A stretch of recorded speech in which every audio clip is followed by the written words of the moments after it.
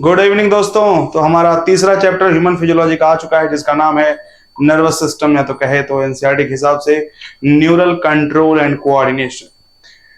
तो सबको मैंने ये बढ़ा चुका हूँ सारे बैचेस को। तो इसका टेस्ट होगा आपको थर्सडे को 100 क्वेश्चन का इंडिविजुअल टेस्ट है वो, सिर्फ बायो का। और फिर संडे को होगा मिक्स वाला टेस्ट, तो भी 100 क्वेश्चन इसी के रहेंगे। तो काफी बच्चों ने मैसेज किया है, ठीक है ना, कि ये टॉपिक बता दीजिए, वो टॉपिक बता दीजिए। तो मैंने सोचा एक वन शॉर्ट रिवीजन बता दो सारा नोट्स के साथ एकदम, ठीक है। तो कोई जल्दीबाजी वाला नहीं है, एकदम नॉर्मल जैसे क्लास में पढ़ाता हूँ वही ऐसे सेम छोटा सा चैप्टर है। चलिए देख लेते हैं, ठीक है ना, ध्यान से देखिएगा। तो चैप्टर का नाम आपको सामने दिख रहा है। देखिए बाबू, जो न्यूरल कंट्रोल एंड कोऑर्डिनेशन है, हम क्यों पढ़ते हैं ध्यान समझिएगा। जैसे हमारा जो ब्रेन, हमारा जो ये हेड है ना, इसके अंदर एक सिस्टम है जिसको बोलते हैं सेंट्रल नर्वस सिस्टम। क्या बोलते हैं? सेंट्रल नर्वस सिस्टम, जो कि कंट्रोल करता है हमारी पूरी बॉडी की एक्टिविटी को। ध्यान से सुनना, हमारा पूरा नर्वस सिस्टम जो है, लेकिन नर्वस सिस्टम है क्या? जैसे आपके बॉडी में ब्रीदिंग सिस्टम है जिससे हम सांस लेते हैं, आपके बॉडी में डाइजेस्टिव सिस्टम है, खाने को हम पचाते हैं, आपकी बॉडी में एक्सक्रीटरी सिस्टम है, जो भी वेस्ट है बाहर निकालते हैं। तो उसी तरह से एक बाबू है हमारे बॉडी में नर्वस सिस्टम। जिस तरह से आपके घर में एक मेन बोर्ड होता है, एक मेन स्विच होता है, और वो छोटे छोटे सारे अप्लायंसेस को, सारे पंखा, फैन, कूलर, जो भी कुछ है, सबको कंट्रोल करता है। उसी तरह से हमारे हेड, हमारा जो सिर है, इसके अंदर एक सिस्टम है जिसको हम बोलते हैं वो सेंट्रल नर्वस सिस्टम, या तो हम बेसिकली कहें पूरी बॉडी में है नर्वस सिस्टम। उसका जो सेंटर पार्ट है, जैसे आपके घर में एक बोर्ड है ना, हेड जो स्विच बोर्ड होता है, जो एकदम सबका हेड होता है, सेंटर होता है, तो उसे हमारे दिमाग में है, सॉरी हमारे हेड में है, उसको बोलते हैं सेंट्रल नर्वस सिस्टम। ध्यान सुनिएगा। तो बाबू हमारा जो सेंट्रल नर्वस सिस्टम है, अब हम उसको पढ़ेंगे उससे पहले हम पढ़ते हैं नर्वस सिस्टम ओवरऑल। अभी ह्यूमन नर्वस सिस्टम के बारे में बात नहीं कर रहे हैं, हम ओवरऑल बात कर रहे हैं, why do we need nervous system. अब ध्यान से देखो, आपके हर एक सेल्स को परफॉर्म करना है फंक्शन, सबका अलग अलग, मतलब मोस्ट ऑफ द सेल्स का अलग अलग फंक्शन होगा सबका, ठीक है ना। जैसे अगर मान लो कोई लिवर में सेल है तो उसका काम है बाइल उसको सिक्रेट करना, कोई किडनी में सेल है तो जैसे जेजी सेल है उसका काम क्या है, रेनिन को सिक्रेट करवाना। सबका अलग अलग फंक्शन है, और वो अलग अलग फंक्शन करने के लिए दिशा निर्देश मिलते होंगे उसको। जैसे कोई भी एक, मान लो हमारी कोचिंग है, तो इसमें किस कर्मचारी को क्या करना है, सबका काम, सबको सिग्नल आते हैं, डायरेक्टर लोग सबको बताते हैं कि ऐसे करिए वैसे करिए। तो उस तरह से हमारा जो डायरेक्टर है वो कौन है बाबू? सीएनएस। वो बताता है, हर सब सेल को बताता है कि आपको करना क्या है, ठीक है, कब करना है, जब सिग्नल पहुंचेगा तो करेंगे, है कि नहीं। तो वो सिग्नल, वो जो चीज है, वो मैसेज है, वो मैसेज दो तरीकों से भेजा जा सकता है हर एक सेल के पास। पहला तरीका और सबसे क्विक तरीका, तो सबसे फास्ट तरीका, सबसे एडवांस तरीका जो है वो बाबू नर्व इम्पल्स भेजना। मतलब कि जो भी आपको मैसेज भेजना है, इम्पल्स के द्वारा भेजना है, करंट के द्वारा भेजना है। जैसे करंट दौड़ती है ना, बिजली दौड़ती है तारों में से। तो अब उसके लिए आपका ये ब्रेन है, आपका मेन बोर्ड है, इससे सारे सारे और सारे सेल्स, मैक्सिमम सेल्स कनेक्ट होंगे एक तार द्वारा, यानी कि आपकी पूरी बॉडी में तार बिछा होगा। तो उस तार को हम कहते हैं नर्वस सिस्टम। क्या कहते हैं बाबू? नर्व्स। एक एक तार को नर्व्स बोलेंगे, नर्व बोलेंगे, नर्व, NERV, नर्व, ठीक है। नर्व की खासियत ये होगी कि एक्साइटेबिलिटी कर सकता है, वो ट्रांसमिट कर सकता है, कर सकता है कि नहीं कर सकता, यानी कि चीजों को, मतलब जो करंट है उसको, मैसेज को करंट की फॉर्म में आगे बढ़ा देगा, ठीक है। ओके, अब देखिए जो आपका नर्व है पूरी बॉडी में हर जगह प्रेजेंट है, ठीक।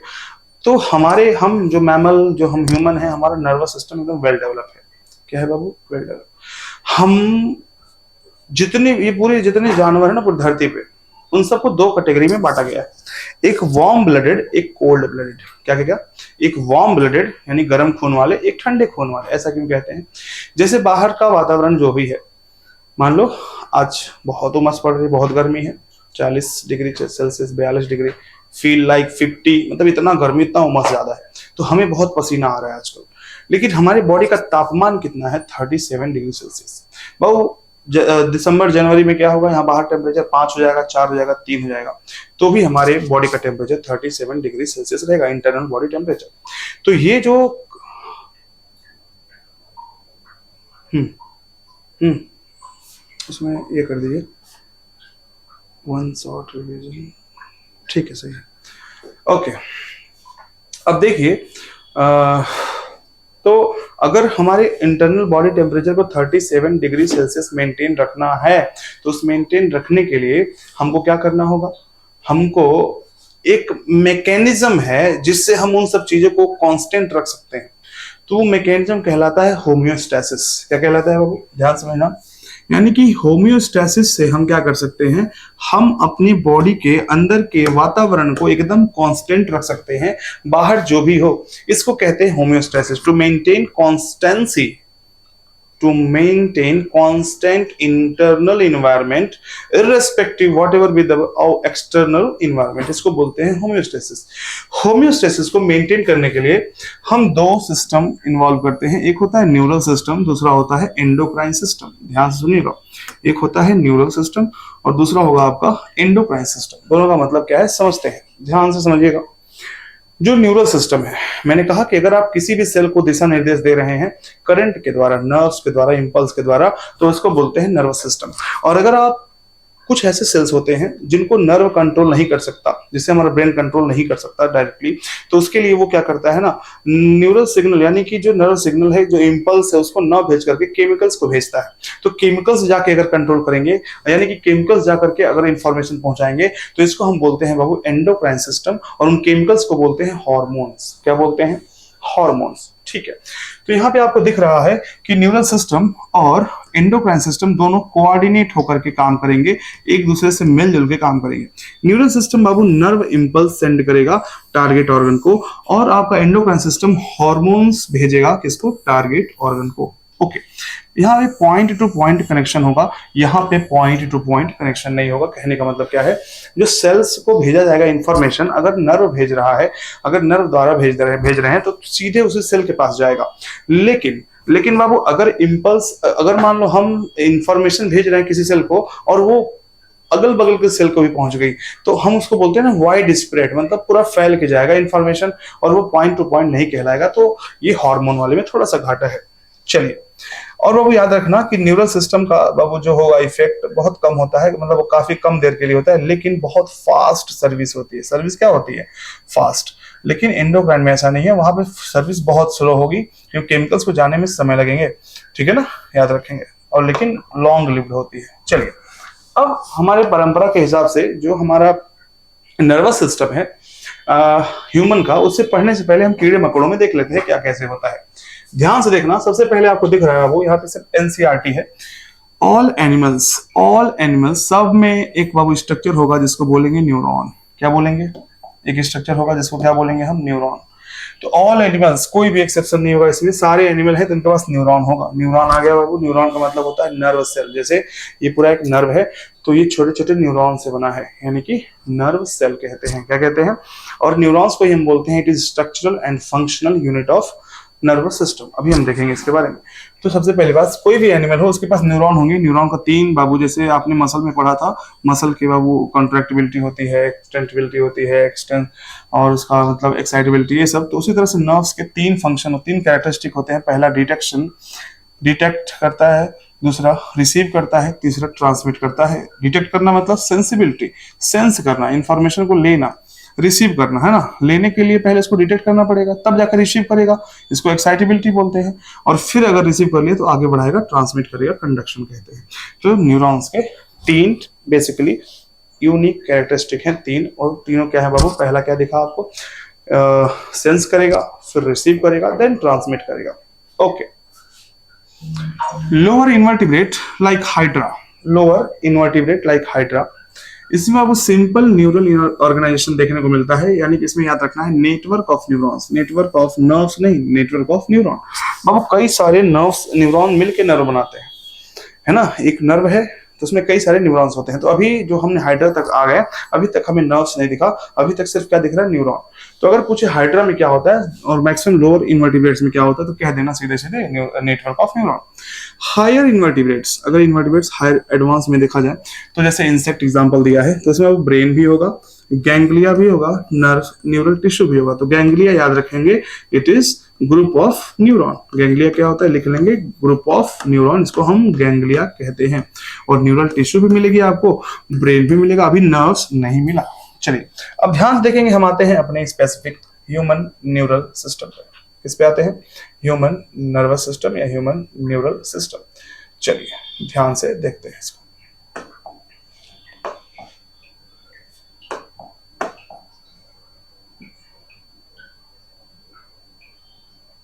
तो बाबू ह्यूमन न्यूरल सिस्टम, चलिए ह्यूमन न्यूरल सिस्टम, ध्यान से देखो, एक चार्ट बनाते हैं आपके दिमाग में। ह्यूमन न्यूरल सिस्टम को दो पार्ट में डिवाइड करते हैं, एक सीएनएस, एक पीएनएस। ध्यान से एनसीईआरटी लिख बैठिए, देखिए कितने अच्छे से आपका पूरा रिवाइज हो जाएगा। हम सीएनएस, आप कह रहा हूं नर्वस सिस्टम को दो पार्ट में आप बांटेंगे, एक सीएनएस, एक पीएनएस। सीएनएस मतलब हो गया आपका सेंट्रल नर्वस सिस्टम, पीएनएस का मतलब होता है peripheral nervous system. Central nervous system मतलब आपके जो हेड के अंदर जो भी सिस्टम है, जो भी कंट्रोल कर रहा है पूरी बॉडी के सेल्स को, फंक्शन उसके उसके फंक्शंस को, उसको बोलते हैं सीएनएस। तो सीएनएस जो आपका है बाबू, सीएनएस आपका हेड, सेंट्रल, पूरा बॉडी का सेंटर, सेंट्रल नर्वस सिस्टम। और अब सीएनएस अगर सबको कंट्रोल कर रहा है तो उसके लिए वहां तक पहुंचाने के लिए, इंफॉर्मेशन के लिए नर्व्स चाहिए होते हैं। और जितने भी नर्व्स आपके बॉडी में पूरा फैले हुए हैं और सीएनएस से अटैच्ड हैं, उसको हम कहते हैं पीएनएस। क्या कहते हैं, फिर से सुनिएगा। All the nerves connected to CNS is called PNS. PNS मतलब हो गया पेरिफेरल नर्वस सिस्टम। तो बाबू वही लिखा है हमने, ध्यान से देखें। सीएनएस सेंट्रल नर्वस सिस्टम, ये है PNS. All the nerves connected to CNS is called PNS. बाबू सेंट्रल नर्वस सिस्टम का काम क्या है, इंफॉर्मेशन को प्रोसेस करना, कंट्रोल करना, प्रोसेस करना और कंट्रोल करना, कंट्रोलिंग एंड प्रोसेसिंग यूनिट बोलते हैं उसको। सीएनएस के दो पार्ट होंगे, एक होगा ब्रेन, एक होगा स्पाइनल कॉर्ड। हमको पूरे चैप्टर में बेसिकली पढ़ना होता है ब्रेन के बारे में, ठीक है ना, पूरा नहीं, लास्ट वाले पोर्शन में। तो हमको स्पाइनल कॉर्ड नहीं पढ़ना है, लेकिन थोड़ा सा हम इसके आपको उसके बारे में बता देंगे। सीएनएस बाबू देखो, दो तरह के यहाँ पे न्यूरॉन्स होंगे, दो तरह के नर्व्स होंगे। सीएनएस से यानी कि हमारे ब्रेन से जो ऑर्गन की तरफ, ब्रेन से ऑर्गन की तरफ जो लेके जाते हैं इंफॉर्मेशन को, उसको बोलते हैं मोटर न्यूरॉन, या तो बोलते हैं इफेरेंट न्यूरॉन। ध्यान से सुनना, एकदम धीरे धीरे बता रहे हैं। ब्रेन से यानी सीएनएस से जो हमारे इंपल्सेस को, यानी कि जो सिग्नल्स को लेके जाते हैं किधर की तरफ,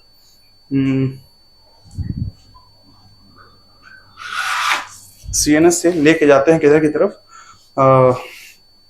सेल्स की तरफ, मतलब बॉडी की तरफ, उन्हें बोलते हैं इफेरेंट न्यूरॉन्स या तो सेंसरी न्यूरॉन्स। ओके। और बाबू उल्टा, अगर ऑर्गन से सीएनएस की तरफ लेके आ रहे हैं तो इनको बोलते हैं सेंसरी न्यूरॉन, या तो बोलेंगे एफेरेंट न्यूरॉन। क्या बोलेंगे, एफेरेंट न्यूरॉन।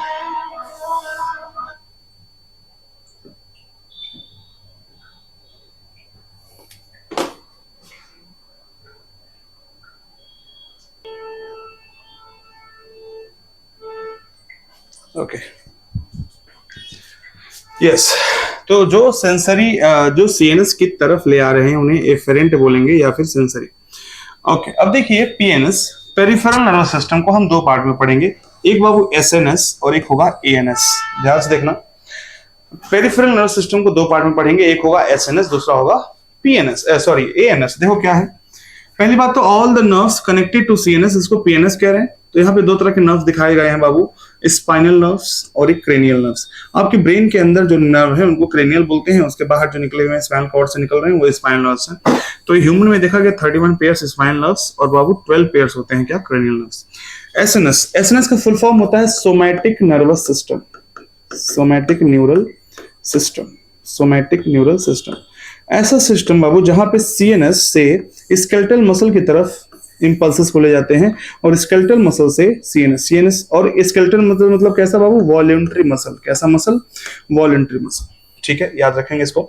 तो ऐसा सिस्टम, ऐसे नर्व्स जो सीएनएस से वॉलंटरी मसल और वॉलंटरी मसल से सीएनएस चक्कर काट रहे हैं, लेके आ रहे हैं इंपल्सेस को, ये सिस्टम बाबू जो है, यानी कि जो हमारा सीएनएस कंट्रोल कर रहा है किसको, हमारे विश के अकॉर्डिंग जो काम करते हैं। जैसे मुझे फेंकना है तो ये फेंक दिया मैंने, ब्रेन ने सिग्नल भेजा होगा मोटर न्यूरॉन से, है कि नहीं बाबू। तो ये जो है ना, ये आपका जो आ रहा है जा रहा है, इस सिस्टम को बोलेंगे सोमैटिक न्यूरल सिस्टम। अगर हम बात करें, अगर स्मूथ मसल की तरफ जो ले जा रहा है सीएनएस और सीएनएस तक आ रहा है स्मूथ मसल से, तो सीएनएस और स्मूथ मसल के बीच में जो आना और जाना हो रहा है मैसेजेस का, ये बाबू इस सिस्टम को बोलते हैं ANS, autonomic nervous system. ANS मतलब अपने आप ऑटोनोमस, जैसे हम अपने अकॉर्डिंग, अपने मन के इच्छा के अनुसार कंट्रोल नहीं कर सकते हैं। बाबू एएनएस दो तरह से काम करता है, एक इमरजेंसी सिचुएशन में एक्टिवेट होता है, इसको बोलते हैं सिंपैथेटिक नर्वस सिस्टम। क्या बोलते हैं, और दूसरा होता है बाबू पैरासिम्पैथेटिक नर्वस सिस्टम। बाबू क्या, ध्यान से, एएनएस के दो पार्ट हो गए, सिंपैथेटिक नर्वस सिस्टम और parasympathetic nervous system. Okay, sympathetic nervous system तब स्टार्ट होता है जब आपको अचानक से बहुत ज्यादा एनर्जी की जरूरत होती है और आप इमरजेंसी में रहते हो। तो याद रखेंगे एस फॉर सांप, S for sympathetic nervous system. मान लो आप जा रहे हो, रास्ते में सांप दिखा तो क्या होगा, वो आप सांप दिखा तो ब्रेन कहेगा अरे भागो यहाँ से, और भगाने के लिए आपको तैयार करेगा और एनर्जी बहुत ज्यादा प्रोड्यूस करेगा आपकी बॉडी में। उसके लिए देखो क्या क्या चीज, क्या क्या रिएक्शंस होंगे। आपका हार्ट बीट बढ़ जाएगा, आपका ब्रीथिंग रेट बढ़ जाएगा, आपका कार्डियक आउटपुट बढ़ जाएगा, आपके बाल ऐसे खड़े हो जाएंगे, पाइलो इरेक्शन हो जाएगा, ठीक है ना, पाइलो इरेक्शन कहते हैं। आपके पिupil डायलेशन, आंखें खुली खुली रह जाएंगी।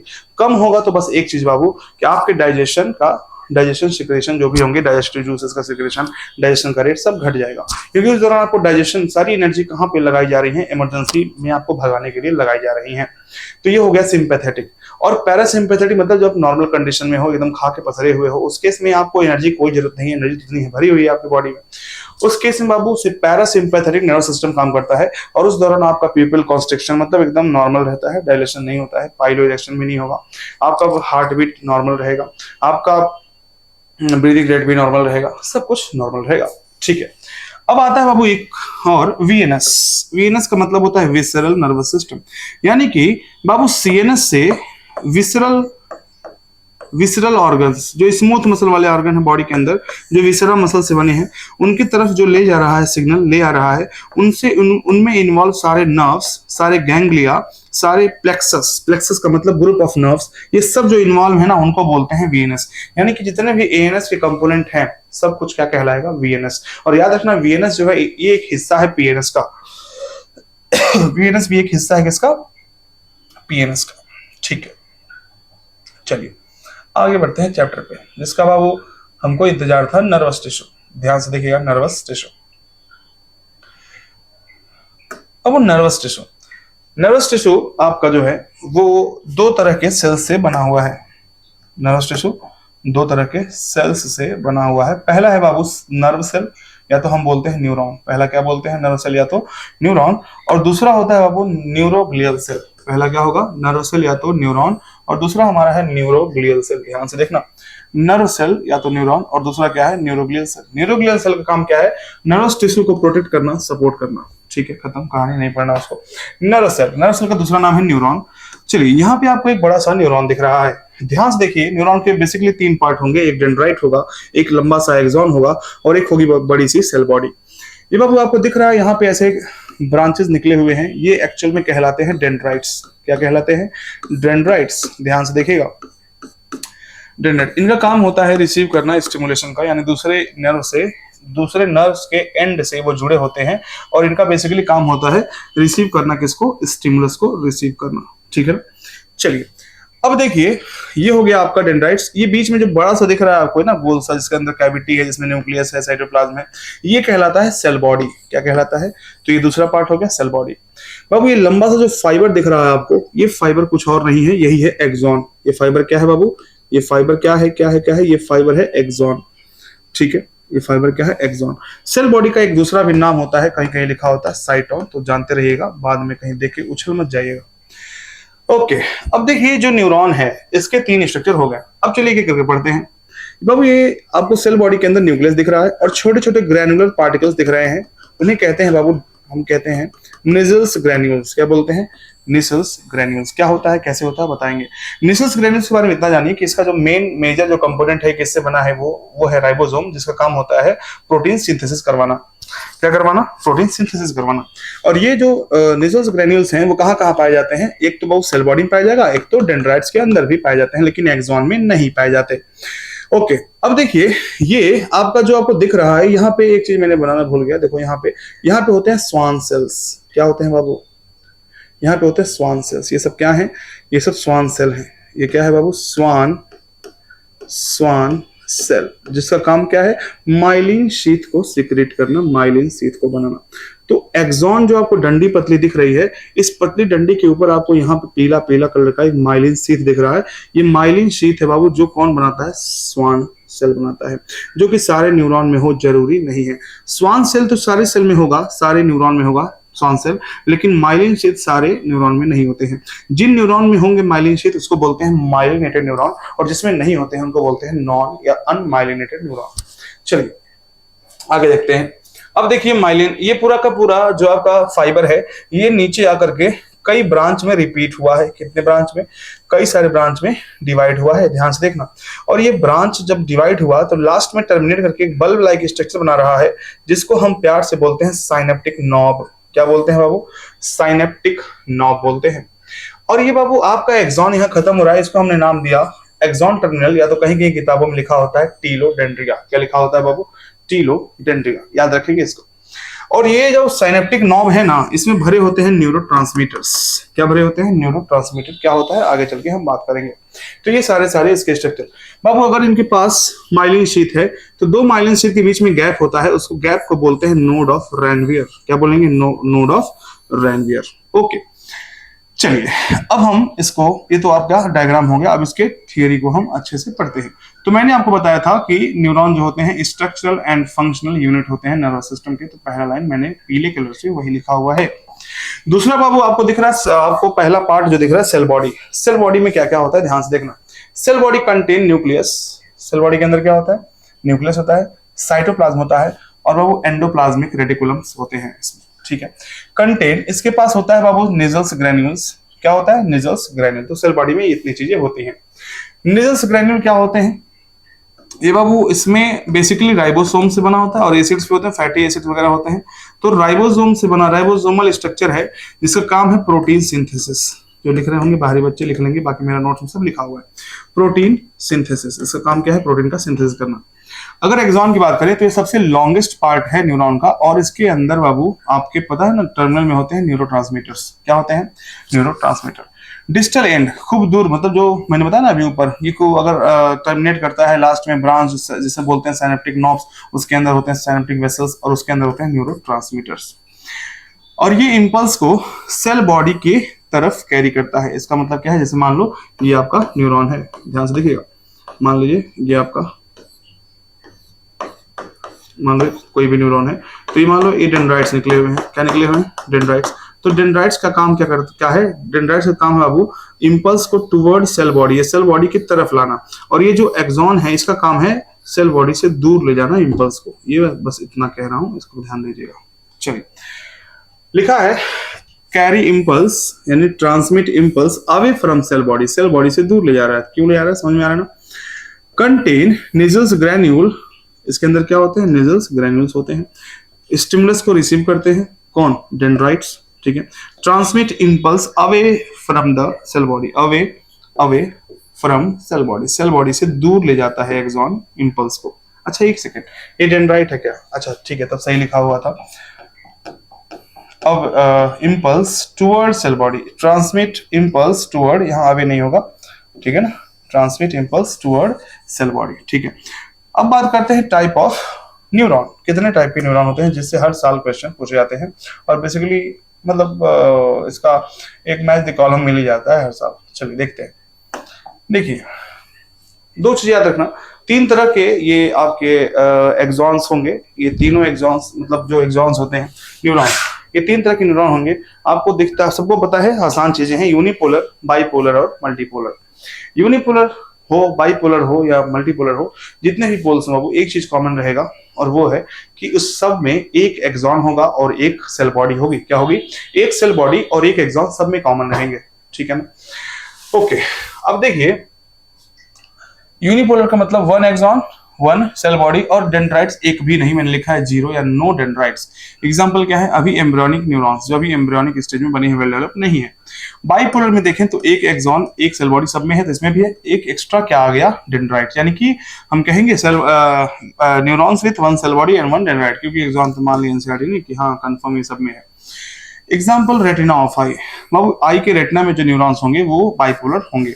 मल्टीपोलर की बात करें तो मल्टीपोलर में बाबू देखो वन एक्सॉन होगा, ठीक है, वन सेल बॉडी और मेनी डेंड्राइट्स। ठीक है। इसका एग्जांपल क्या होगा? Cerebral cortex. एग्जांपल क्या होगा? Cerebral cortex. चलिए, यानी कि आपके दिमाग में, ब्रेन में जो पाए जा रहे हैं उनको हम बोलते हैं क्या? मल्टीपोलर। तो हमने जो अभी डायग्राम बनाया बड़ा सा, वो भी कैसा है? मल्टीपोलर। अब देखिए, जो एक्सॉन्स हैं वो दो तरह के हैं। कितने तरह के बाबू एक्सॉन्स? दो तरह के एक्सॉन्स हैं।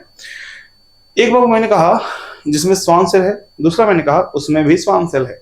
स्वान सेल तो दोनों में होगा, चाहे माइलिनेटेड हो चाहे नॉन माइलिनेटेड हो। दिक्कत क्या है? स्वान सेल फंक्शनल होता है किसमें? माइलिनेटेड में, यानी कि ऐसे न्यूरॉन जिसमें स्वान सेल है और वो माइलिन शीथ बना रहा है, उसको बोलते हैं माइलिनेटेड न्यूरॉन। क्या बोलते हैं, माइलिनेटेड न्यूरॉन, ठीक है ना, माइलिनेटेड एक्सॉन, कोई दिक्कत नहीं है, एक्सॉन माइलिनेटेड तो न्यूरॉन को भी बोल देंगे माइलिनेटेड। ओके, और अगर जिसमें श्वान सेल तो है लेकिन कुछ do not form myelin sheath, इसको बोल दिए हम नॉन माइलिनेटेड। माइलिन शीथ का फायदा क्या होता है, स्पीड ऑफ कंडक्शन बहुत ज्यादा बढ़ जाता है। और बाबू यहाँ पे लिखा है 2 माइलिन के शीथ में नोड ऑफ रेनवियर होता है। और एक चीज बाबू, ये आपको एग्जांपल अगर हम बात करें माइलिनेटेड का एग्जांपल अगर हम बात करें तो कौन से न्यूरॉन्स होते हैं बाबू, जो आपके स्पाइनल नर्व्स में होते हैं, किसमें होते हैं, स्पाइनल नर्व्स में होते हैं, और क्रेनियल नर्व्स में जो न्यूरॉन होते हैं वो सब क्या होते हैं, माइलिनेटेड। और अगर हम बात करें नॉन में, तो इसमें आपका एसएनएस और एएनएस के जो न्यूरॉन होंगे, सब एग्जांपल लिख लेना, सब एनसीईआरटी में है, एसएनएस और एएनएस में जो न्यूरॉन होंगे वो क्या होंगे, नॉन माइलिनेटेड।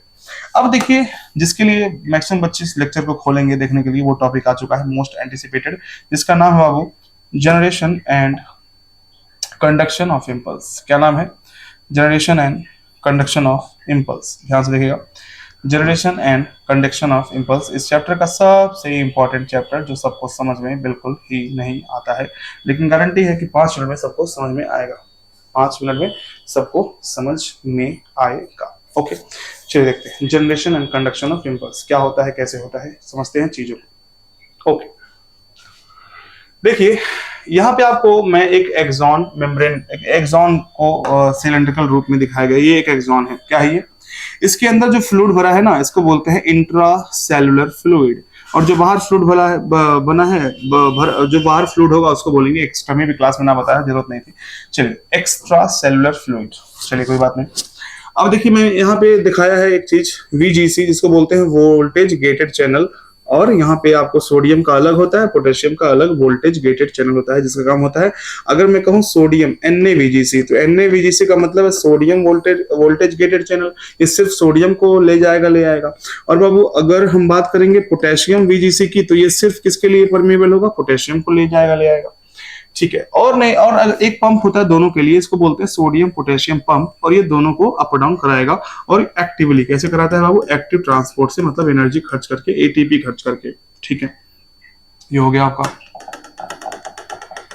ठीक। चलिए अब देखते हैं क्या कैसे काम चलता है, ध्यान समझना।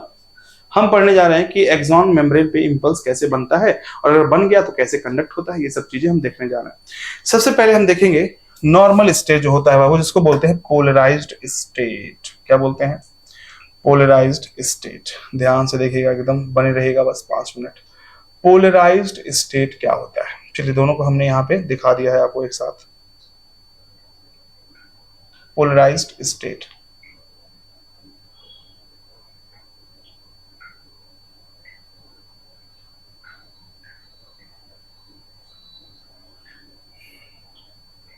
चलो बाबू सबसे पहले हमने यहाँ पे जो सिलेंड्रिकल आपको दिखाया ना, ये क्या है बाबू, ये है आपका एक एक्सॉन मेम्ब्रेन, एक एक्सॉन वाला पार्ट है जो लंबा वाला पार्ट होता है।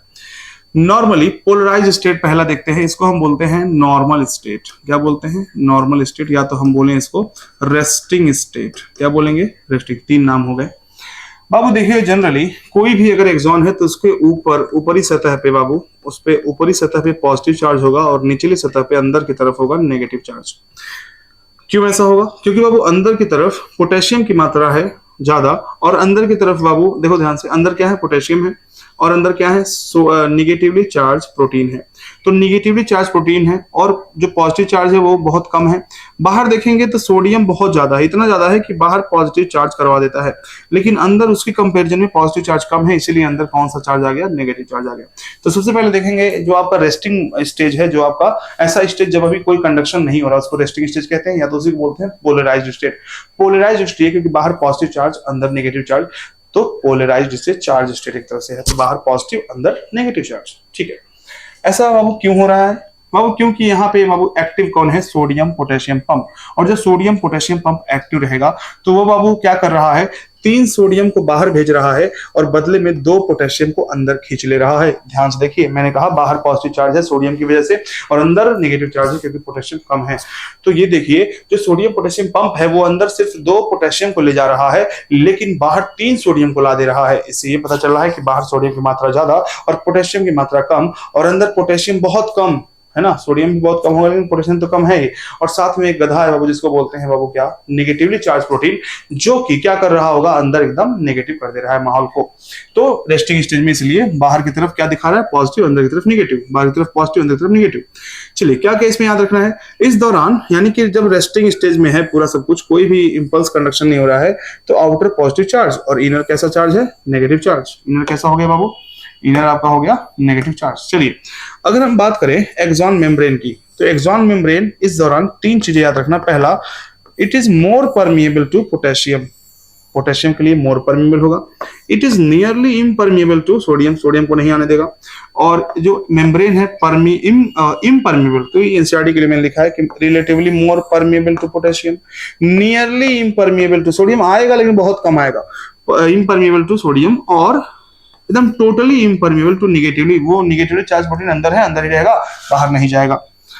ठीक, तो इतनी बात याद रखेंगे। और इस दौरान जो ऊपर पॉजिटिव है नीचे और अंदर नेगेटिव, इन दोनों के बीच में एक पोटेंशियल डिफरेंस डेवलप हो रहा होगा, और उस पोटेंशियल डिफरेंस डेवलप जो हो रहा है उसको बोलते हैं बाबू रेस्टिंग पोटेंशियल। क्या बोलते हैं, तो क्या क्या बात याद रखनी है कि रेस्टिंग स्टेज है, यहाँ पे कोई इंपल्स कंडक्शन नहीं हो रहा है, तो बाबू ऊपर जो एक्सोलेमा है यानी कि जो एक्सॉन का मेम्ब्रेन है उसके ऊपर वाले सतह पे वो पॉजिटिव चार्ज होगा, अंदर नेगेटिव चार्ज होगा, और बाहर की तरफ 3 सोडियम बाहर फेंके जा रहे हैं और 2 पोटेशियम को अंदर रखा जा रहा है। किसके द्वारा, सोडियम पोटेशियम पंप द्वारा, जिसकी वजह से बाहर चार्ज पॉजिटिव है, अंदर नेगेटिव है। तीन चीजें याद रखना, इस दौरान एक्सॉन मेम्ब्रेन जो है वो किसके लिए परमिएबल ज्यादा होगा, पोटेशियम के लिए, और किसके लिए नहीं होगा या फिर लगभग नहीं होगा, तो सोडियम के लिए, और किसके लिए एकदम नहीं होगा, तो बाबू निगेटिवली चार्ज प्रोटीन के लिए। ठीक है ना बाबू, याद रखेंगे। चलिए अब होगा क्या, ध्यान से देखना, आता है डीपोलराइज्ड स्टेट। देखिए अभी मैंने इसको पोलराइज बनाया है, सब ऊपर पॉजिटिव। मैंने कहा जो ये वाला आपका साइट ए है, ये वाला साइट बी है। साइट ए पर ब्रेन ने कुछ मैसेज सिग्नल भेजा कि देखो इस मैसेज को आगे बढ़ाना है, इस मसल को कॉन्ट्रैक्शन कराना है, कुछ भी कराना है। तो बाबू जैसे ही ए वाले साइट पे स्टिमुलस आया, क्या आया, तो यहाँ पे चार्ज क्या था, पॉजिटिव था और निगेटिव था। क्या था, चार्ज पॉजिटिव था और अंदर क्या था, निगेटिव सबकी तरफ। तो लेकिन जैसे ही स्टिमुलस मिला, अंदर सोडियम आने लगा। कौन आने लगा, और जब अंदर सोडियम आने लगेगा बाबू तो क्या होगा, अंदर जब सोडियम बहुत ज्यादा हो जाएगा, देखो ग्रीन कलर से दिखा है मैंने, यहाँ पे पॉजिटिव हो जाएगा और बाहर हो जाएगा नेगेटिव। बाहर क्या हो जाएगा, नेगेटिव। तो पहले क्या था, ऊपर पॉजिटिव अंदर नेगेटिव, अब क्या हो गया, अंदर पॉजिटिव ऊपर नेगेटिव। क्यों, क्योंकि जैसे ही ए वाले साइड पे स्टिमुलस आया, तब तैसे ही बाबू सोडियम का पंप, सोडियम पोटेशियम पंप तो काम नहीं करेगा। अब सोडियम का वीजीसी खुल जाएगा, बस समझो सोडियम का गेट सिर्फ खुल जाएगा, स्पेसिफिकली सोडियम, और सिर्फ यहीं पे खुलेगा। और सिर्फ जब यहीं पे खुलेगा तो सोडियम अंदर आने लगेगा बाबू, और जब सोडियम अंदर आएगा तो अंदर पॉजिटिव चार्ज बढ़ जाएगा, लेकिन सिर्फ इसी साइड पे। और यहाँ पे आपको देखने को मिल रहा है कि यहाँ पे बाबू अंदर पॉजिटिव हो गया और ऊपर नेगेटिव हो गया, यानी कि पहले पोलराइज था अब उल्टा हो गया, जो इसकी पोलैरिटी थी रिवर्स हो गई, इसीलिए कहते हैं इसको डीपोलराइजेशन। क्या कहते हैं, डीपोलराइजेशन या डीपोलराइज्ड स्टेट। ध्यान समझना कि जैसे ही ए साइड पे स्टिमुलस आया, जैसे ही ये साइड पे वो मैसेज आ गया कि बाबू अब यहां से इंपल्स को जनरेट करिए और आगे बढ़ाइए, तैसे ही उस साइड पे रिवर्सिबिलिटी हो गई। रिवर्स हो गया क्या, पोलैरिटी, पहले ऊपर पॉजिटिव था अंदर नेगेटिव था, अब अंदर पॉजिटिव हो गया ऊपर नेगेटिव। क्यों, क्योंकि सोडियम अंदर आया है, और जब सोडियम अंदर आएगा तो अंदर पॉजिटिव बढ़ा देगा, पूरे मेम्ब्रेन पे नहीं, सिर्फ वहां पे जहां पे स्टिमुलस पहुंचा है, साइट ए पे। अब बाबू देखो यहाँ पे पॉजिटिव, यहाँ पे बगल में नेगेटिव, और अगर यहाँ पॉजिटिव यहाँ नेगेटिव, तो बाबू कोई भी करंट फ्लो करना चाहता है high potential to low potential, तो ये करंट बाबू अंदर की तरफ ए से बी की तरफ जाएगा और बाहर की तरफ बी से ए की तरफ जाएगा। यानी कि अब जब करंट यहां से यहां फ्लो हो गया, इसका मतलब ये स्टिमुलस यहां पहुंच गया, और जब ये स्टिमुलस यहां पहुंच गया तो फिर यहां पे क्या हो जाएगा, रिवर्सिबिलिटी हो जाएगी, रिवर्स हो जाएगी पोलैरिटी, और फिर यहां पे क्या आ जाएगा, यहाँ पे आ जाएगा नेगेटिव, सॉरी पॉजिटिव, और ऊपर आ जाएगा नेगेटिव। ठीक, अब फिर यहाँ पॉजिटिव नेगेटिव, फिर यहां से यहां जाना चाहेगा, फिर यहाँ पे क्या हो जाएगा, पॉजिटिव, फिर यहां जाएगा, फिर यहाँ पॉजिटिव, फिर यहां से यहां जाएगा, फिर पॉजिटिव। तो इस तरह से नर्व इंपल्स आगे की तरफ चलता चला जाएगा। इसको बोलते हैं डीपोलराइज्ड स्टेट। क्या बोलते हैं, डीपोलराइज्ड स्टेट। तो डीपोलराइज्ड स्टेट में कौन बाबू, कौन आ रहा है, सोडियम अंदर आ रहा है, influx of sodium, influx of, याद रखना, इनफ्लक्स ऑफ सोडियम। चलिए तो लिखा है यहाँ पे स्टिमुलस एट ए पे स्टिमुलस मिला, पोलैरिटी क्या हो गई, चेंज। क्यों, ड्यू टू इन चेंज, क्या समझ लो, रिवर्स हो गई। क्या हो गई, रिवर्स, यानी पहले रेस्टिंग पे क्या था, बाहर पॉजिटिव अंदर नेगेटिव, अब क्या हो गया, अंदर अंदर पॉजिटिव ऊपर नेगेटिव। और ऐसा क्यों हुआ? इनफ्लक्स ऑफ सोडियम की वजह से। अंदर कौन आ रहा है? सोडियम आ रहा है। तो करंट की बात करें, करंट फ्लो इनर अंदर की तरफ current flow A to B और बाहर की तरफ current flow B to A। ठीक है, means stimulus arrived at B, stimulus कहां पहुंच गया? A से B की तरफ पहुंच गया। Now polarity of B will be reversed, means impulse reach to the, जहां पे पोलैरिटी रिवर्स हो रही है समझो वहां पे स्टिमुलस पहुंच गया, करंट वहां पहुंच गया, नर्व इंपल्स वहां पहुंच गया, तो कहेंगे जनरेशन हो गया और कंडक्शन भी हो गया। तो पोटेंशियल यहां पे जो पॉजिटिव और नेगेटिव के बीच में पोटेंशियल डिफरेंस होगा, इसको हम रेस्टिंग नहीं, इसमें बोलेंगे एक्शन पोटेंशियल। क्या बोलेंगे? The potential difference between positive and negative charge या both surface during this stage, during depolarized state is called action potential. क्या बोलेंगे? Action potential. याद रखना है इसको। चले, ये हो गया आपका। अब देखो हम जहां पे सबको दिक्कत आ रही है, रीपोलराइजेशन क्या होता है, ध्यान समझेंगे इसको अच्छे से। रीपोलराइजेशन, रीपोलराइजेशन, चलिए समझते हैं। देखिए, मान लीजिए यहां पे इंपल्स पहुंच चुका है, अब यहां से यहां जाने की बारी है, लेकिन देख रहे हैं यहां से आया होगा ना, लेकिन अब देखिए यहां पे फिर से पोलराइजेशन आ चुका है। क्या आ चुका है? यानी कि जैसे मान लो ये कोई भी एक है, तो यहाँ पे पहले पॉजिटिव था, नेगेटिव था, यहाँ पे पॉजिटिव नेगेटिव पॉजिटिव नेगेटिव, तो बाबू अब क्या हुआ? यहाँ पे नेगेटिव हो गया, यहाँ पे पॉजिटिव हो गया। ठीक, फिर यहां से जब यहां जाएगा तो अब यहां नेगेटिव यहां पॉजिटिव होगा, तो ये दोबारा से फिर से वापस पॉजिटिव और फिर से नेगेटिव होना चाहेगा, हो जाएगा। और इसको होने के लिए अंदर से पोटेशियम बाहर जाएगा। कौन बाहर जाएगा? पोटेशियम बाहर जाएगा। तो हम कहेंगे इफ्लक्स ऑफ पोटेशियम, जब बाहर पोटेशियम सिर्फ इस पोजीशन पे, सिर्फ इस पोजीशन पे, तो इस पोजीशन पे पोटेशियम बाहर गया, और जब पोटेशियम बाहर गया तो ऊपर क्या आ गया? पॉजिटिव चार्ज आ गया। तो हम कहते हैं रीस्टोर इट्स पोलैरिटी। फिर से देखिएगा हम क्या कह रहे हैं, ध्यान से देखिएगा, फिर से सुनिए। आप लोग पॉज करेंगे नहीं रिवर्स करेंगे, बहुत वीआईपी लोग हैं आप लोग। फिर से मैं बता रहा हूं, ये पॉजिटिव है, एकदम नॉर्मल पोलराइज स्टेट है बाबू। जैसे ही यहाँ पे स्टिमुलस मिला, यहाँ पे सब पोलैरिटी रिवर्स हो गई, यानी कि अब यहाँ सोडियम अंदर आ गया होगा, तो सोडियम अंदर आएगा तो अंदर पॉजिटिव और बाहर क्या हो गया? नेगेटिव।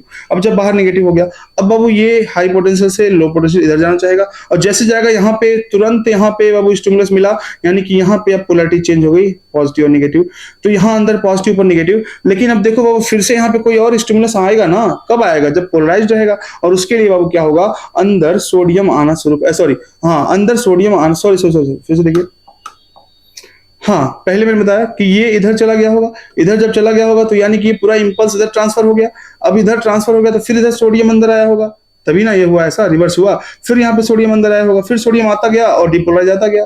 अब हम कह रहे हैं रीपोलराइजेशन क्या होता है? रीपोलराइजेशन का मतलब क्या है? ये जब बाबू जैसे ही यहाँ पे रिवर्सिबिलिटी, इसके बगल वाले में रिवर्स पोलैरिटी रिवर्स हुई, तैसे ही यहाँ पे पूरा का पूरा फिर से रीस्टोर हो जाएगा। यानी कि पहले पॉजिटिव नेगेटिव था, अब फिर से बाबू पॉजिटिव नेगेटिव को मेंटेन करेगा, क्योंकि बीच में कुछ देर के लिए क्या आ गया था? Negative positive. तो ये मेंटेन करने के लिए कौन जिम्मेदार है बाबू? इस मेंटेनेंस के लिए बाबू जिम्मेदार है पोटेशियम आयन का बाहर जाना, इफ्लक्स ऑफ पोटेशियम आयन। कौन? इफ्लक्स। देखो फिर से कह रहा हूं, सबसे पहला था आपका रेस्टिंग पोटेंशियल। रेस्टिंग पोटेंशियल में 3 सोडियम बाहर जाते थे, 2 पोटेशियम अंदर आते थे। ठीक है, उसके बाद हुआ बाबू आपका डीपोलराइज्ड स्टेट। इसमें क्या होता था? जहां पे स्टिमुलस पहुंचा वहां पे सोडियम अंदर आने लगता था, और जब सोडियम अंदर आएगा तो अंदर पॉजिटिव हो जाएगा, बाहर नेगेटिव। यानी कि पहले बाहर पॉजिटिव था, अंदर नेगेटिव, अब हो गया अंदर पॉजिटिव ऊपर नेगेटिव। इसको बोलते हैं डीपोलराइज। डीपोलराइज मतलब होता है पोलराइज का रिवर्स हो जाना। ठीक है ना, पोलरिबिलिटी पूरी जो पोलराइजेशन था उसका, यानी कि जो उसकी पोलैरिटी थी वो रिवर्स हो गई। ठीक, अब देखिए, अब स्टिमुलस आगे बढ़ता जा रहा है, तो जो पीछे वाला है ना फिर से रिवर्स होता जाएगा, मतलब जैसा था वैसा शुरू में पोलराइज होना चाहेगा। और पोलराइज होने के लिए तुरंत पोलराइज करना है, तो अब ऊपर पॉजिटिव ज्यादा करना पड़ेगा, और ऊपर पॉजिटिव चार्ज को ज्यादा करने के लिए पोटेशियम बाहर चला जाता है, ई फ्लक्स ऑफ पोटेशियम। देखिए क्या लिखा हुआ है, at side A again polarity become polarized. Polarity क्या हो जाएगी? मतलब फिर से पोलराइज हो जाएगी, outer positive and inner negative. और इस पोलैरिटी को पाने के लिए, फिर से लाने के लिए, रिटेन करने के लिए रीपोलराइजेशन होगा। इसको हम बोलते हैं रीपोलराइजेशन, मतलब रीपोलराइजेशन कहेंगे so that again it can receive stimulus. अब क्या होगा इसमें? परमिबिलिटी ऑफ सोडियम, जो सोडियम की परमिबिलिटी हुई थी ना डीपोलराइजेशन में, is very short lived, little time के लिए है। It is quickly followed by increased in permeability of potassium. जैसे ही सोडियम अंदर आया, अब बाबू तुरंत डीपोलराइज आ गया, तो अब आगे बढ़ गया होगा स्टिमुलस, तुरंत अब सोडियम को बाहर भेजेंगे, इफ्लक्स ऑफ पोटेशियम, सॉरी तुरंत पोटेशियम को बाहर भेजेंगे और बोलेंगे efflux of potassium to restore polarity. तो आपको बस इतना रखना है कि रीपोलराइजेशन तब होगा जब पोटेशियम बाहर जाएगा। तो हो गया रीपोलराइजेशन, और फिर से ये रेडी हो गया फिर से स्टिमुलस को पाने के लिए। तो ये होगा आपका पूरा का पूरा generation and conduction of yes, impulse. अब देखते हैं ट्रांसमिशन ऑफ इम्पल्स, ध्यान से देखिएगा। Transmission of impulse, transmission of impulse देखने के लिए याद रखना कि हम ये देख रहे हैं ना कि एक न्यूरॉन से दूसरे न्यूरॉन पे किस तरह से इम्पल्स जाएगा, इसको हम ट्रांसमिशन कह रहे हैं। क्या कह रहे हैं? ट्रांसमिशन। कैसे होगा, ध्यान से देखिएगा। सबसे पहले यहाँ पे एक बात याद रखना कि यहाँ पे साइनेप्स होता है। क्या होता है? साइनेप्स। मतलब ध्यान से देखिएगा क्या कहना चाह रहे हैं। मान लो ये न्यूरॉन है, ये दूसरा न्यूरॉन है, इन दोनों न्यूरॉन के बीच में जो जंक्शन बन रहा है, जो ये दोनों न्यूरॉन जहां पे मिल रहे हैं, उस जंक्शन को बोलते हैं साइनेप्स। क्या बोलते हैं? सिनेप्स, साइनेप्स, जो भी बोली, साइनेप्स हम बोलते हैं। क्या? साइनेप्स, साइनेप्स, याद रखिएगा। अब देखिए, जैसे मान लो ये एक न्यूरॉन है, ये एक न्यूरॉन है, दोनों जहां मिल रहे हैं इसी पॉइंट को बोलेंगे साइनेप्स। क्या बोलेंगे? साइनेप्स। तो हमने क्या डेफिनेशन किया, अभी सब हम बना के दिखाएंगे। कोई बाबू वन शॉट है लेकिन बहुत शॉर्ट नहीं है, मतलब एक शॉर्ट है, शॉर्ट नहीं है, एकदम सब कुछ है इसमें। Synapse, junctional region between two neuron, दो न्यूरॉन के बीच में जंक्शन जहां पे दोनों जुड़े हैं, जहां पे दोनों मिल रहे हैं, उसी को सिनेप्स कहते हैं। Junction between telodendria, very important, and dendrite of two different neuron. मान लो कि दो एंड टू एंड न्यूरॉन जुड़े हुए, एंड टू एंड नहीं मतलब ऐसे देखो, मान लो कि एक न्यूरॉन है, तो ये वाला इसका कौन सा पार्ट है? डेंड्राइट पार्ट है। ये कैसा पार्ट है इसका? ये इसका एक्सॉन है, एक्सॉन टर्मिनल। तो दूसरा वाला न्यूरॉन ये है, इसका डेंड्राइट, फिर इसका एक्सॉन। तो जंक्शन कौन बना रहा है? पहले न्यूरॉन का एक्सॉन टर्मिनल, जिसको टीलोडेंड्रिया कहते हैं, और दूसरे न्यूरॉन का डेंड्राइट। समझ रहे हैं ना? तो ये लिखा मैंने कि junction between telodendria axon terminal and dendrite of two different neuron. चलिए अब हम आपको फोटो दिखाते हैं जंक्शन का, जो एनसीईआरटी ने मेंशन करा है।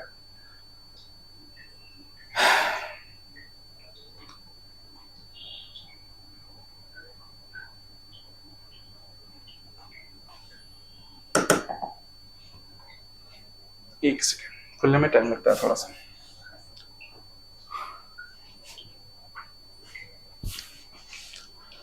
ठीक है, तो आज है मंगलवार और बज रहे हैं 5:45। ठीक, आज मेरा प्रैक्टिकल था, मैं कॉलेज गया था, वहां से आया हूँ तो तुरंत वीडियो बना रहा हूँ। थका थका लग रहा हूँ लेकिन कोई बात नहीं, आप लोगों के लिए चलता है इतना। ठीक, और सभी लोग वीडियो देखेगा। ये बंद हो गया अचानक से, अभी खुलेगा, अभी 10-15 मिनट का और इसमें लगेगा, 20-25 मिनट टाइम खुलने में नहीं, वीडियो बनने में। ठीक है, सभी लोग वीडियो देखेंगे, लाइक करेंगे, कमेंट करेंगे और जरूर शेयर करेंगे। शेयर क्या करेंगे? अपने में शेयर करेंगे कि देख लो यार तुम भी, आधे घंटे 1 घंटे का वीडियो तुरंत हो जाएगा, पूरा एनसीईआरटी क्लियर, पूरा नोट्स क्लियर, जितने लोग एब्सेंट थे उनका भी हो जाएगा क्लियर। ठीक है ना? खुल जाओ भाई आज।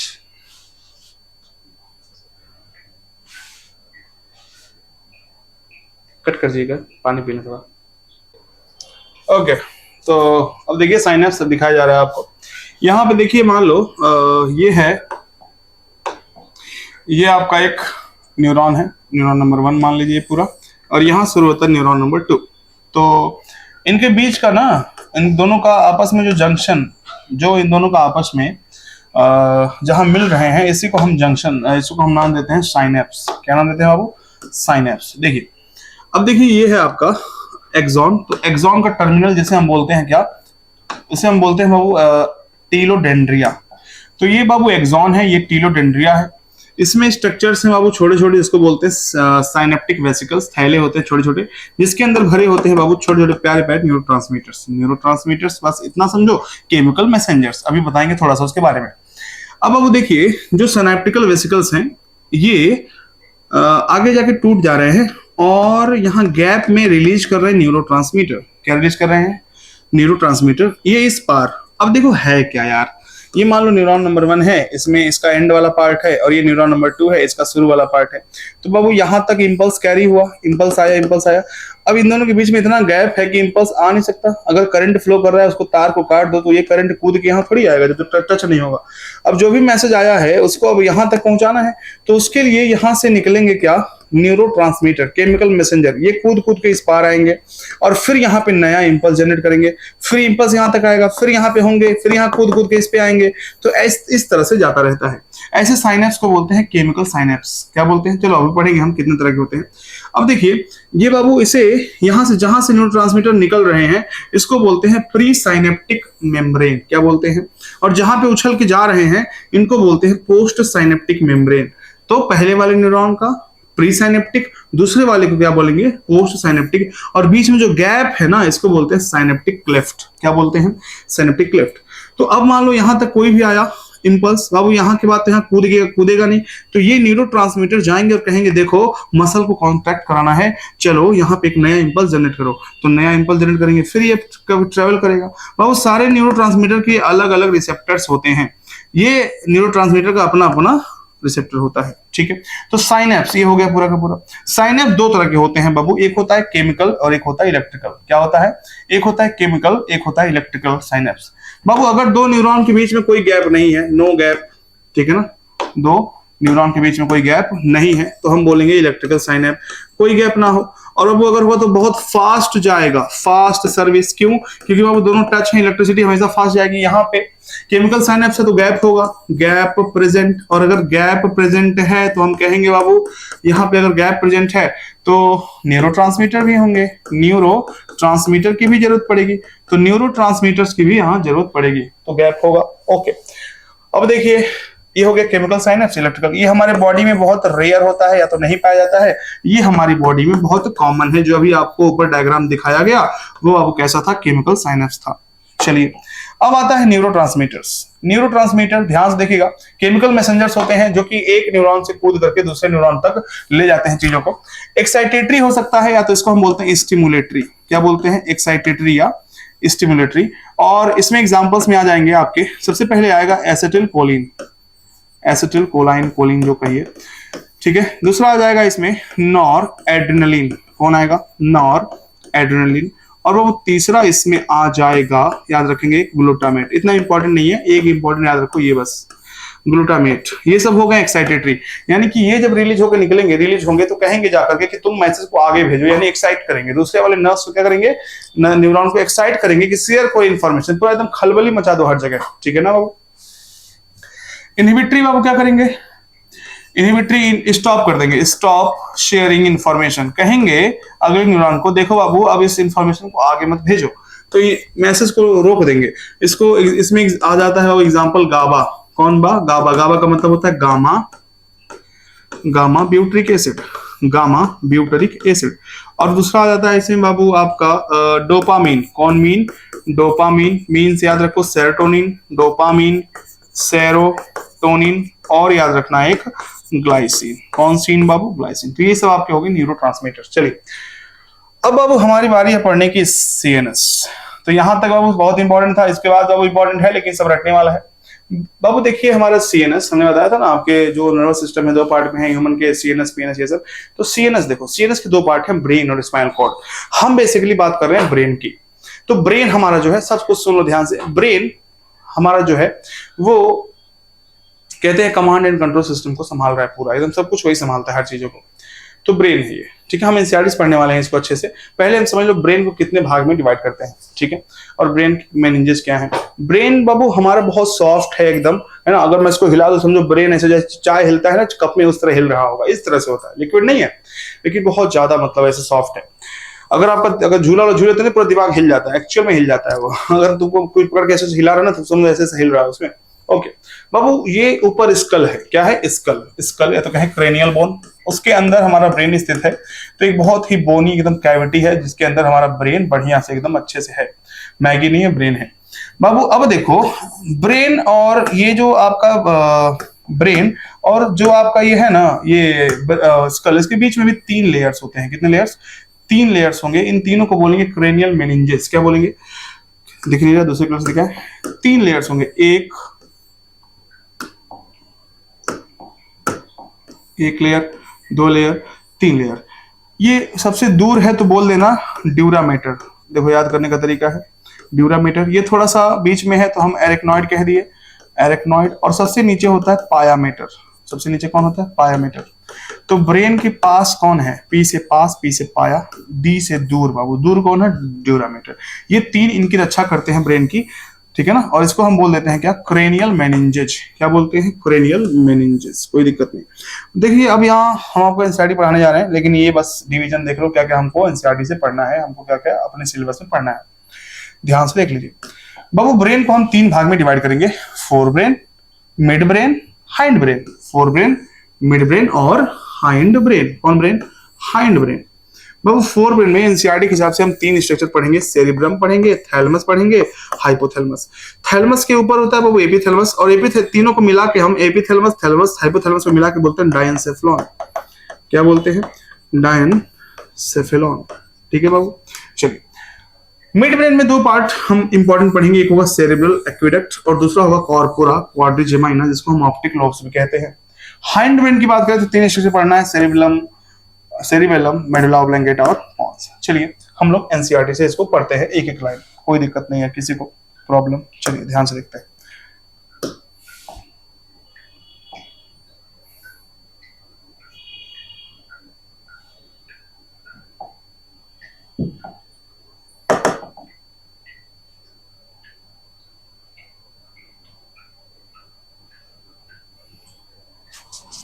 चलिए तो ये सब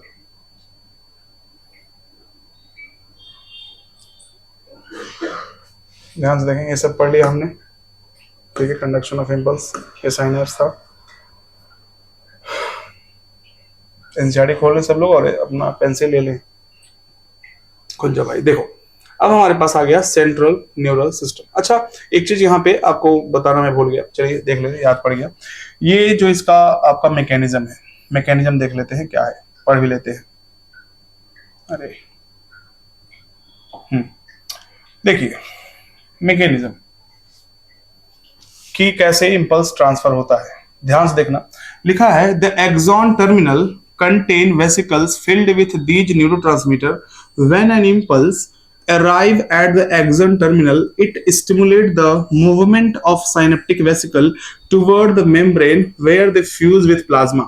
कह रहा है जब इंपल्स यहां तक आया होगा तो जब यहां पहुंचा वेसिकल्स के पास, तो वेसिकल्स के पास पहुंचा बाबू, तो वेसिकल्स आगे गए और ये वेसिकल्स ही हैं जो आकर के यहाँ प्लाज्मा मेम्ब्रेन से फ्यूज कर गए, और जब फ्यूज किए तो टूट गए और यहां से निकाल दिए न्यूरोट्रांसमीटर्स। क्या निकाल दिए बाबू? न्यूरोट्रांसमीटर्स। ठीक है, आगे देखो क्या होगा, ध्यान से देख रहा। कह रहा है membrane and release their neurotransmitter, synaptic cleft में न्यूरोट्रांसमीटर को रिलीज कर दिए।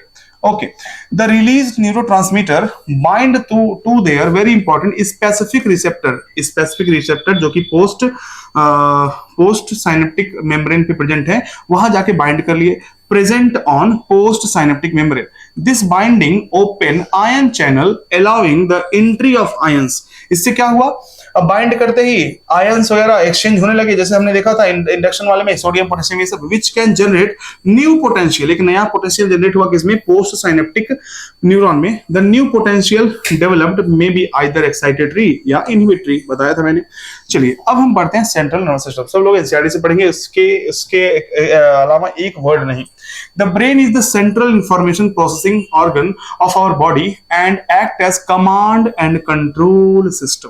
ठीक है, it control the voluntary movement. क्या पहला देखो फंक्शन, पहला वॉलेंट्री यानी जो हम चाहते हैं, बैलेंस ऑफ बॉडी, दूसरा बैलेंस, बॉडी का बैलेंस बना रहा है बाबू। बॉडी क्या बनवा रहा है? बॉडी का बैलेंस भी बनवा रहा है। ठीक है, बॉडी का बैलेंस भी बनवा रहा है।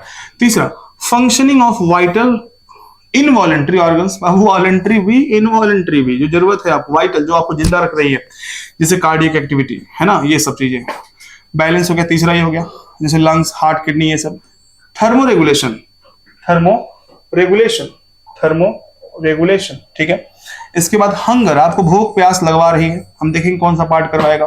सर्केडियन साइकिल है ना, आपके दिन भर का जो भी बॉडी की एक्टिविटी है, मेटाबॉलिज्म वगैरह सब कुछ ये करवा रहा है। Activity of several endocrine glands, जो आपके ग्लैंड्स है जो हार्मोन रिलीज करते हैं उसको भी कंट्रोल करेगा। And human behaviour, it is also the site for processing of vision.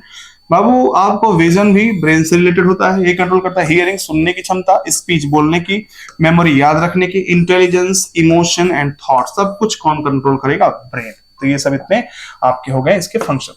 The human brain is well protected by the skull. किससे प्रोटेक्टेड बाबू? स्कल से। Inside the skull the brain is covered by cranial meninges, ठीक है ना, consisting of an outer layer called dura mater. ठीक है ना, जो बाहरी जो लेयर है, सो क्या बोलते हैं? Dura mater. क्या बोलते हैं? Not matter, it's matter, dura mater, याद रखेंगे। ओके, अ वेरी थिन है ना, थिन पूछेगा कौन सा थिन है, तो याद रखना मैं बनाऊंगा पेपर। तो बाबू कहेंगे arachnoid and an inner layer which is in contact with brain, brain के टिश्यू एकदम सबसे नीचे टच कर रहा है, पाया मैटर। क्या बोलेंगे? पाया मैटर।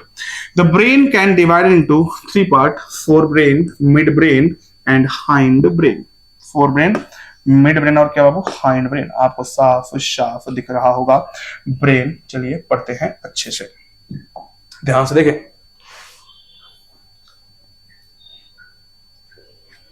यस, ठीक है, ओके। तो आपको दिख रहा होगा ब्रेन। बाबू ब्रेन बहुत कॉम्प्लेक्स चीज है, कोई तुम अपना ब्रेन खुद नहीं समझ पाए, दूसरा कोई कैसे समझेगा। खैर, हमारी एनसीईआरटी में नीट पास करने के लिए, नीट टॉप करने के लिए बस थोड़ी सी बात लिखी है, उसी को हम पढ़ेंगे बस। देखिए बाबू, मैंने कहा 3 पार्ट में ब्रेन को बांटा गया है। पहला है फोर ब्रेन, ठीक है, दूसरा है आपका मिड ब्रेन और तीसरा है हाइंड ब्रेन। हाइंड ब्रेन में 3 पार्ट पढ़ेंगे, पॉन्स, सेरिबेलम, मेडुला। बाबू फोर ब्रेन में 3 पार्ट पढ़ेंगे, सेरिब्रम, थैलेमस और हाइपोथैलेमस। और बाबू हाइंड ब्रेन में 3 पार्ट हो गया। मिड ब्रेन में 2 चीज दिख रही हैं बाबू, एक आपको दिख रहा होगा सेरिब्रल एक्विडक्ट, एक बाबू कैनाल है छोटा सा पतला सा जो कि सीएसएफ को लेके आ रहा है इधर की तरफ, यानी कि हाइंड ब्रेन की तरफ दिख रहा है ना, तो एक कैनाल को बोलते हैं सेरिब्रल एक्विडक्ट। और बाबू आपको दिख रहा होगा यहाँ पे एक लोब, 4 लोब होता है यहाँ पे, बोलते हैं इसको, कहाँ गया बाबू, ठीक है, यहाँ पे लोब्स होता है, यहाँ पे लिखा नहीं है, इसको बोलते हैं क्वाड्रिजेमिना, है ना, क्या बोलते हैं, कॉर्पोरा क्वाड्रिजेमिना, ठीक है। यहाँ पे देखो एक चीज, देखो यहाँ पे ये है आपका सेरिबेलम। क्या ये? एकदम याद रखना है ऐसे ही, सेरिबेलम बाबू। और ये आपका देखो किनारे थोड़ा सा है पॉन्स, ये क्या है? पॉन्स। ये बाबू मेडुला है, मेडुला ऑब्लंगेटा, यहीं से निकला हुआ है क्या? Spinal cord. देखो तो लास्ट जो ब्रेन का लास्ट पार्ट है वो है मेडुला ऑब्लंगेटा। क्या है बाबू? मेडुला ऑब्लंगेटा, पॉन्स नहीं है, मेडुला ऑब्लंगेटा है, ठीक। चलिए ये सारे स्ट्रक्चर्स बाबू, यहाँ पे कॉर्पस कैलोसम, जैसे 2 इस पे है सेरेब्रल हेमिस्फीयर होते हैं, दोनों को कनेक्ट कौन करता है? Corpus callosum. देखो यहाँ पे, चलिए देखते हैं हम आगे चल के एक एक चीज को। Fore brain, the fore brain consist of cerebrum, thalamus and hypothalamus. 3 चीजें पढ़नी है, एकदम एनसीईआरटी ले बैठ जाओ, सबका फंक्शन बता रहे हैं। Cerebrum forms the major part of the human brain, very important. Cerebrum मतलब ब्रेन का सबसे बड़ा हिस्सा कौन है बाबू? Cerebrum. A deep cleft divide the cerebrum longitudinally into 2 halves which are termed as the left and right cerebral hemisphere। जैसे मान लो ये बाल की जगह सर है, ये पूरा मान लो आपका सेरिब्रम है, पूरा क्या है मान लेते हैं सेरिब्रम। तो आपको जैसे नहीं, कुछ लोग होते हैं बीच में से बाल झाड़ते हैं तो सीधी मांग एकदम लालू की तरह, तो उस तरह अगर झाड़ रहे बाल को तो बाबू एकदम 2 पार्ट में डिवाइड हो गया। तो जब सेरिब्रम जो है आपका, अगर बीच में एक डीप क्लेफ्ट, एक गड्ढा है एकदम ऐसे, वो 2 पार्ट में इसको डिवाइड कर दे रहा है, इसको बोलते हैं सेरिब्रल हेमिस्फीयर। एक स्फीयर था, उसको 2 पार्ट में डिवाइड कर दिया, सेरिब्रल हेमिस्फीयर, तो इसको बोलते हैं cerebral hemisphere. The hemispheres are connected by a tract of nerve fibre called corpus callosum. यानी कि ये एक हेमिस्फीयर है, एक ये हेमिस्फीयर है, इन दोनों को कनेक्ट कौन कर रहा है? ध्यान देखो, इसको कनेक्ट कर रहा है कौन? इस एक नर्व का गुच्छा, इसको बोलते हैं कॉर्पस कैलोसम। क्या बोलते हैं बाबू? कॉर्पस कैलोसम, ठीक है, okay. The layer of cells which covers the cerebral hemisphere is called cerebral cortex. यानी कि जो सेरिब्रल हेमिस्फीयर है ना, उसके ऊपर एक लेयर है, पतली सी एक लेयर है, छोटी सी पतली सी, जो उसको कवर कर रही है बाबू, क्रेनियल मेनिंजेस को छोड़ के, उसके बाद उसको हम बोलते हैं बाबू सेरिब्रल कॉर्टेक्स। किनारे वाला है तो cortex, and it thrown into prominent fold, कई फोल्ड बने हुए हैं ऐसे ऐसे। The cerebral cortex is refer to as grey matter. जो सेरिब्रल कॉर्टेक्स है उसको हम ग्रे मैटर कहते हैं। क्या कहते हैं बाबू? ग्रे मैटर कहते हैं, क्योंकि इसका अपीयरेंस क्या है? ग्रेस है। The neuron cell body, neuron का कौन सा पार्ट? सेल बॉडी जो है वो आकर के यहाँ इकट्ठा होता है कॉर्टेक्स में, इसीलिए इसका कलर कैसा आता है? ग्रेइश आता है, इसीलिए हम इसको ग्रे मैटर कहते हैं। तो कह रहा है जो हमारा सेरिब्रल कॉर्टेक्स, सॉरी जो हमारा सेरिब्रल हेमिस्फीयर है, उसके ऊपर पतली लेयर है एक, उन लेयर को हम बोल रहे हैं सेरिब्रल कॉर्टेक्स, किनारे वाली है इसलिए। और बाबू सेरिब्रल कॉर्टेक्स का कलर है ग्रेइश, इसीलिए इसको बोल रहे हैं ग्रे मैटर। और ग्रे कलर इसलिए है क्योंकि जो आपके न्यूरॉन्स है उसके सेल बॉडी यहाँ आके इकट्ठा हुए रहते हैं, okay. The cerebral cortex contain motor area, क्या होगा? मोटर एरिया, सेंसरी एरिया और एक लार्ज रीजन बाबू जो कि ना ही क्लियरली सेंसरी है ना ही क्लियरली मोटर है, और उसको हम बोलते हैं एसोसिएशन एरिया। ध्यान से देखना, आपके फोर ब्रेन, आपके सेरिब्रम में 3 हिस्से हैं, सेरिब्रम में 3 एरिया पाए जाते हैं। एक बाबू जैसे मान लो तुमने किसी को टच करा, किसी को नहीं, मतलब कोई चीज बहुत गर्म है टच किया तो क्या होगा, वहां पे रिसेप्टर्स होते हैं। रिसेप्टर्स बाबू सेंसरी नर्व्स के द्वारा, रिसेप्टर्स सेंसरी नर्व्स को भेजेंगे इंपल्स, कहेंगे जाओ ब्रेन को कहो किसको हटाना है, जल रहा है, तो वहां पे सेंसरी, वहां वो सेंसरी जो नर्व्स होंगे वहां उसे रिसेप्टर कहते हैं, क्या कहते हैं, रिसेप्टर्स। तो रिसेप्टर क्या करेंगे, सेंसरी नर्व्स को भेजेंगे सिग्नल और कहेंगे ले जाओ इसको ब्रेन के पास, ठीक है। तो ये जो सेंसरी नर्व्स हैं जहां पे इकट्ठा है सारे, और वहां पे जो फंक्शन चल रहा है उस एरिया को बोलते हैं, जहां पे ब्रेन में वो एरिया जो सेंसरी नर्व्स को कंट्रोल कर रहा है उसको बोलते हैं सेंसरी एरिया। अब वो सेंसरी एरिया मोटर न्यूरॉन्स के, अब मोटर न्यूरॉन्स काम में आएंगे, मोटर न्यूरॉन्स जाएंगे और कहेंगे हटाओ हाथ को, तो हाथ हटेगा, मोटर न्यूरॉन्स जाएंगे, तो मोटर न्यूरॉन्स को जो एरिया कंट्रोल कर रहा है या फिर group of all the motor neuron जहां पे इकट्ठा है उनको बोलते हैं मोटर एरिया। एक होता है बाबू एसोसिएशन एरिया, जहां पे मोटर और न्यूरॉन मोटर और सेंसरी दोनों एसोसिएटिव काम कर रहे हैं, क्या कर रहे हैं, एसोसिएटिव काम कर रहे हैं, उनको हम बोलते हैं क्या, एसोसिएशन एरिया। चलिए, एक बच्चे ने इफेक्टर और रिसेप्टर के बारे में पूछा था, खैर बता देते हैं, हो सकता है डीपीपी में क्वेश्चन हो आपको। देखो जैसे मान लो, देख लें सब लोग ध्यान से, यहां है रिसेप्टर, क्या है ये, रिसेप्टर। बाबू रिसेप्टर सेंस किया, कुछ सेंस किया, तो ये न्यूरॉन्स जो आपके सेंसरी न्यूरॉन्स होते हैं, ये सेंसरी न्यूरॉन्स उसको लेकर के गए सिग्नल कहां पे, सेंसरी एरिया में। कहां गए, सेंसरी एरिया में लेके गए उस न्यूरॉन्स को, सारे चीजों को। बाबू ये सेंसरी एरिया ज्यादा बड़ा हो गया क्या, ये सेंसरी एरिया जो होता है, ध्यान से देखना, ठीक है, यहां बनाते हैं सेंसरी एरिया, यहां बीच में होता है एसोसिएशन एरिया, क्या होता है, एसोसिएशन एरिया, ठीक है। और यहां से ये मोटर न्यूरॉन्स, किसको, यहां होता है मोटर एरिया, मोटर एरिया, अभी समझाते हैं, समझ में आ जाएगा। मोटर एरिया से निकलता है मोटर न्यूरॉन, क्या निकलता है, मोटर न्यूरॉन। और यहाँ पे जो सेल्स होते हैं जिसको ये सिग्नल भेजेगा मोटर एरिया, इसको बोलते हैं इफेक्टर। ये क्या है, मोटर न्यूरॉन, मोटर न्यूरॉन है।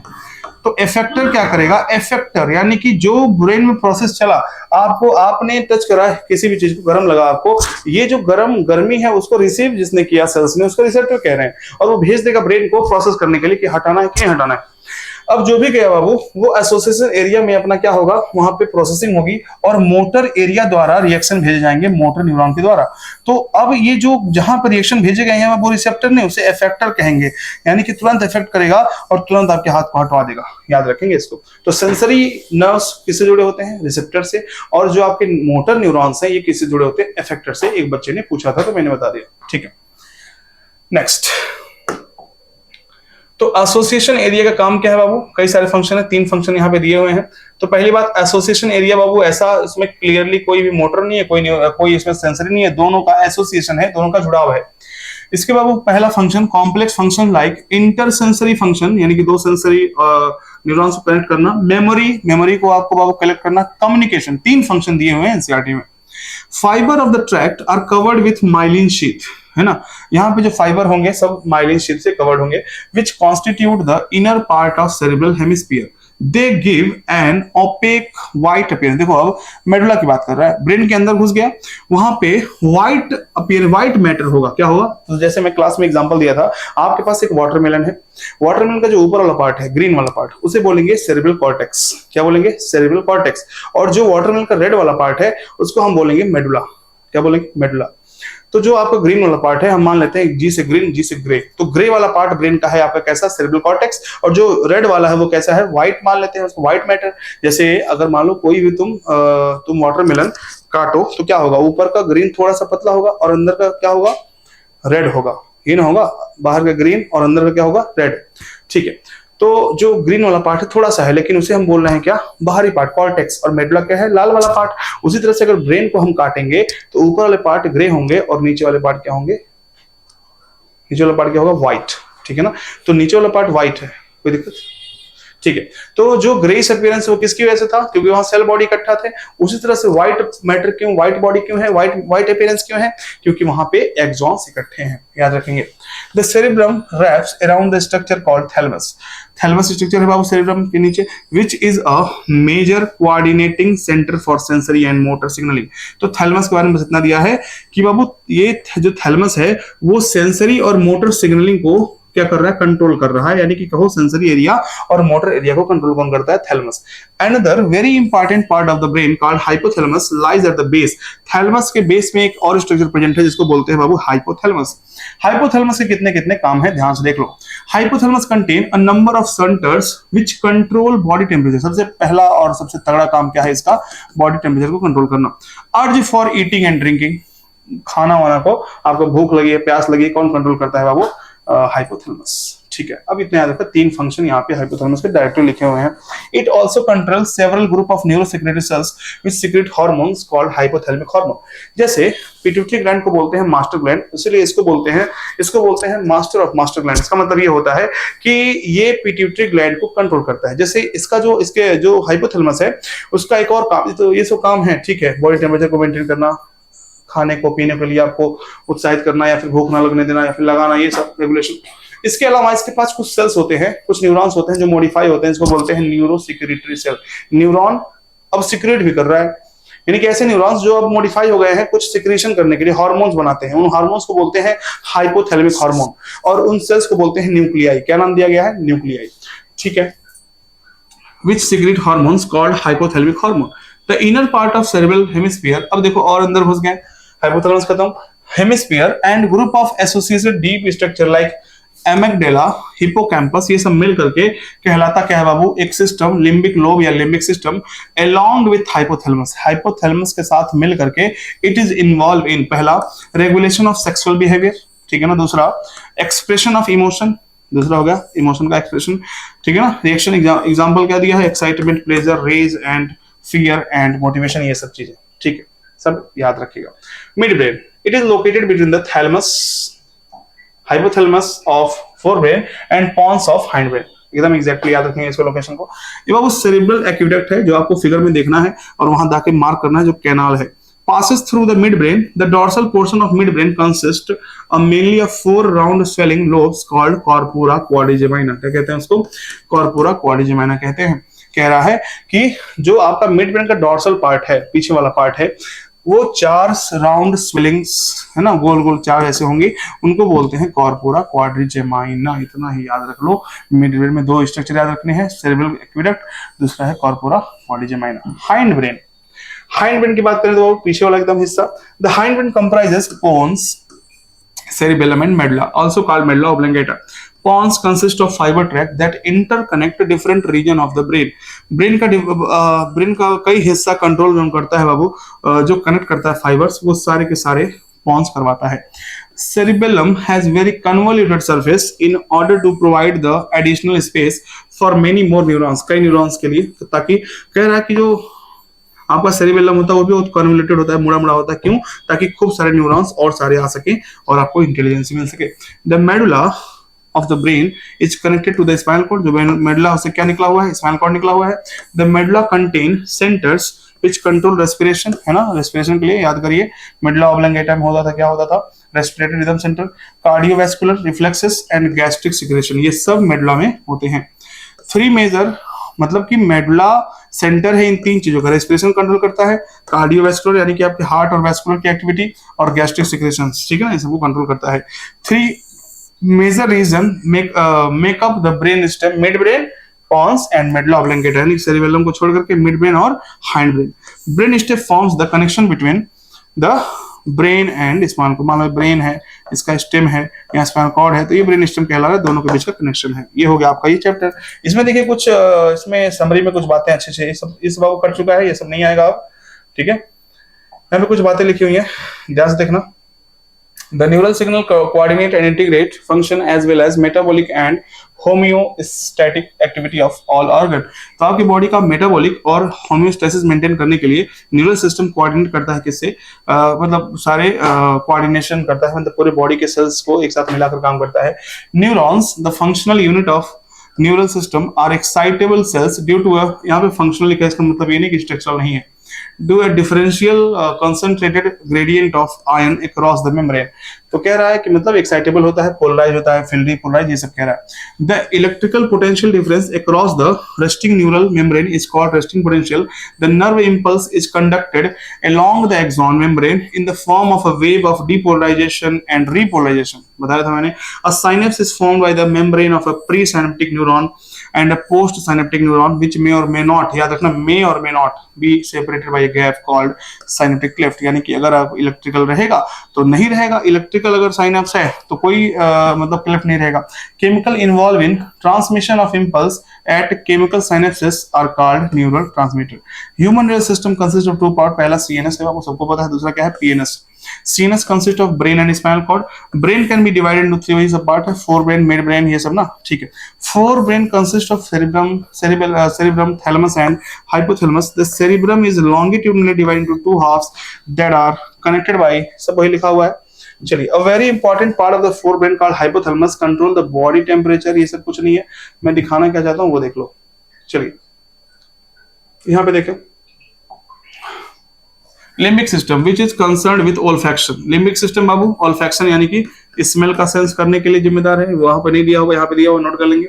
ऑटोनोमिक रेस्पॉन्स यानी कि ऑटोनोमस यानी कह सकते हैं जो आपका इनवॉलंटरी मसल्स हैं उनको कंट्रोल करवाएगा। Regulation of sexual behaviour, sexual behaviour को तो देख लिए, expression of emotion, reaction and motives. तो दो चीजें मिली आपको यहाँ से, एक ऑल्फैक्शन और बाबू एक क्या मिली है, ऑटोनोमस रिस्पॉन्सेस।